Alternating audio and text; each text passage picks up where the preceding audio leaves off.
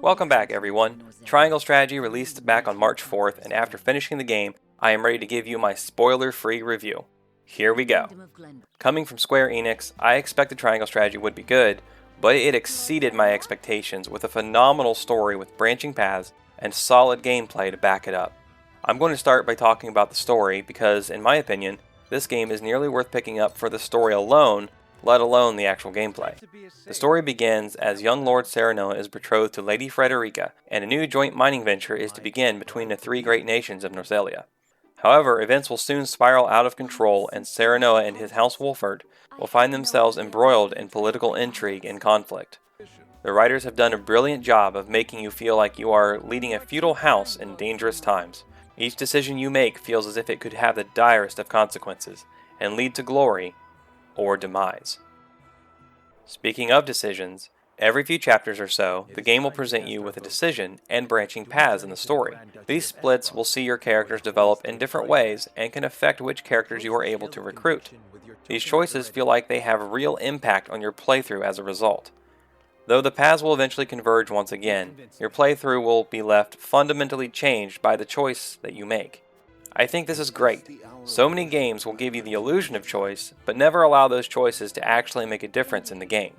Triangle Strategy also has multiple endings that can occur depending on your choices, including the so-called golden route, which leads to the best and true ending of the game. These endings and branching paths give Triangle Strategy a lot of replayability if you want to see all of the possible outcomes. The way these choices are made in-game is through the Scales of Conviction and the game's conviction system. The Scales of Conviction are an item given to you at the beginning of the game. When major decision points occur in the game, you will be presented with choices and given a chance to talk to your companions about how to proceed. Each companion gets a vote, and the choice that receives the most votes is the one you take. Fear not though, you have some measure of control over your companion's decision. You are able to use information gleaned before these scenes to persuade your allies to your choice. I never had an issue getting the decision I wanted, but there are a few times when I failed to convince everyone to go with my choice. Serenoa's convictions also play a role in how easy it is to convince allies to choose a certain path. There are three convictions in the game: liberty, morality, and utility. Each decision with the Scales of Conviction relates to one of these convictions. The higher Serenoa's conviction value in one of these convictions, the more likely he is to sway his allies toward the related choice. There are certain playable characters that only unlock when certain conviction values are met as well. Serenoa's convictions are raised by certain actions in the game, as well as by how you choose to respond in conversations with NPCs and your own house members. The choices made at the Scales of Conviction will also affect the overall conviction values. These values are hidden from the player until you reach New Game Plus. Besides the overarching main story, there are smaller personal stories to each character in the game. Occasionally you will be given the chance to view character stories, which you should definitely do because they sometimes lead to recruiting new characters. The writing for the characters is so well done, and you can see them grow and change as the game progresses.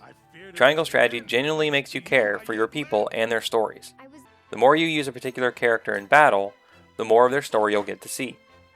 Obviously I can't go into much more detail about the story without spoiling it, so I will simply say that if you like a deep and intriguing narrative with legitimate surprises, moments of sadness and despair, light-hearted and laugh-out-loud moments, even a little bit of romance, and choices that matter, you will thoroughly enjoy the well-written story of Triangle Strategy.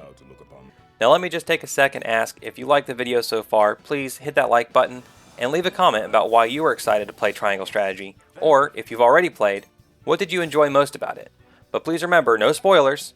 Thanks. Now on to the combat and gameplay. The majority of gameplay will revolve around the tactical turn-based battles that will occur as the story progresses. These battles will have you selecting which units to use and where to place them before the battle begins. Each battle has a victory condition and a loss condition. These are typically defeat all enemies and don't lose your forces, but there are variations from time to time. Some battles will have you making sure a certain character makes it to a certain point on the map, or simply survives the battle. Others will have you taking out an enemy commander as a victory condition, regardless if other troops are still present. These variations of victory or loss conditions are a welcome change when they occur and can drastically affect your strategy for the given battle.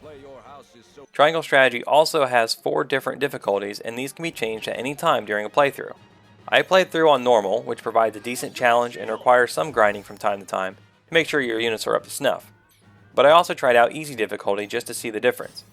If you just want to experience a story, you can play on very easy and you will never get stuck or need to do any grinding.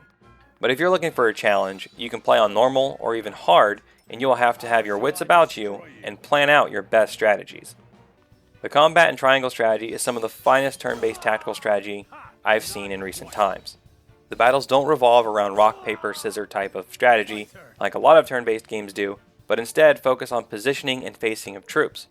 For instance, if you attack an enemy from behind, you get a critical hit backstab that does extra damage, and if you position two of your units on opposite sides of an opponent, they will both get a hit in when either of them attacks. These same things can happen to you though, so you have to plan your moves and position your units carefully.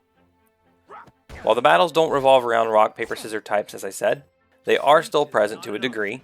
Some units boast a resistance or weakness to certain types of attacks, allowing you to capitalize on those whenever possible.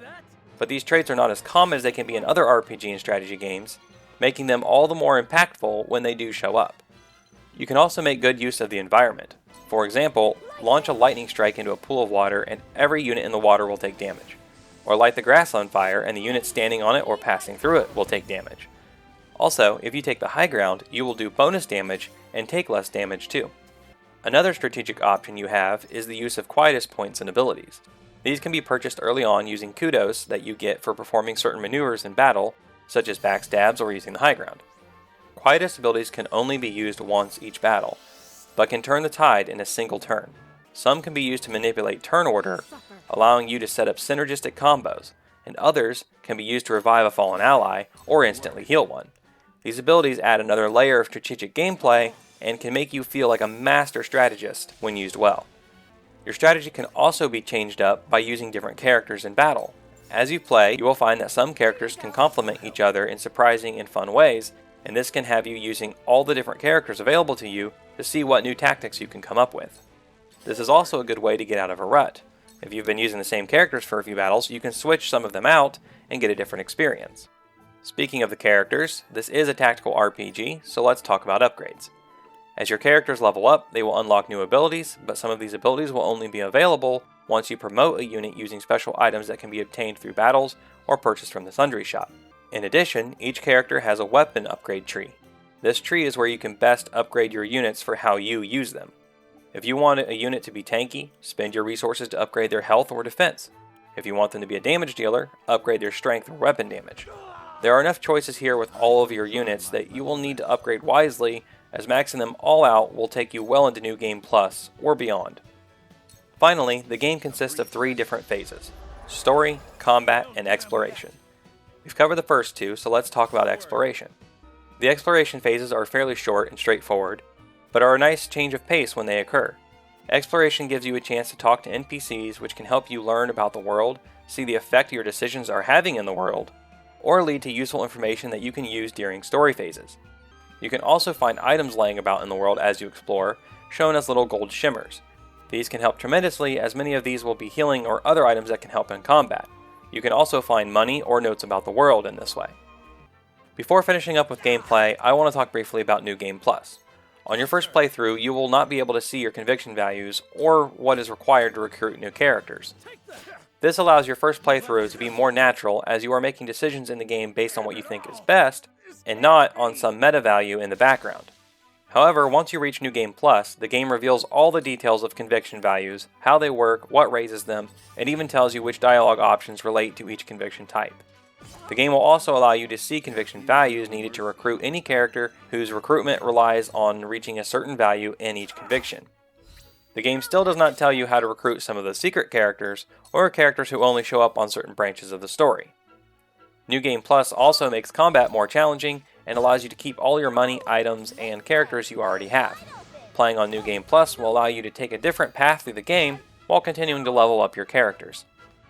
I had a great time with Triangle Strategy, and I have to give the story and gameplay a 9.5 out of 10. Excellent gameplay, fantastic story. Triangle Strategy's graphics are unique for sure, but they add a special charm to the game that brings about nostalgia for that 16-bit era of video games. The environments are all bright and colorful and give you a distinct feel for the different regions and towns of Norzelia. The hand-drawn character art in the status and upgrade screens is beautiful and brings the characters to life. The different ability and spell effects and animations keep the combat exciting and help you feel the impact of your attacks. All in all, the graphics and art are well done, as one should expect from a Square Enix game. Graphics scores a 9.5 out of 10. Now we come to sound. The soundtrack for Triangle Strategy is beautiful, just like the graphics, and each track is well placed to enrich the emotion of the scene to which it is attached. The sound effects, like the animations, do a great job of allowing you to feel the impact of your attacks and spells. Every story phase is fully voiced, and the voice acting is top-notch on every character. Sound also scores 9.5 out of 10. After over 50 hours in Triangle Strategy, I highly recommend it. The story and depth of the combat caught me off guard and was way better than I expected. If you like a good story or tactical combat at all, this is a must-buy. Triangle Strategy gets the highest 89 games score yet at 9.5 out of 10. If you do pick up Triangle Strategy, check out this video here where I give you some tips to win every battle. Thanks for watching, and keep on gaming.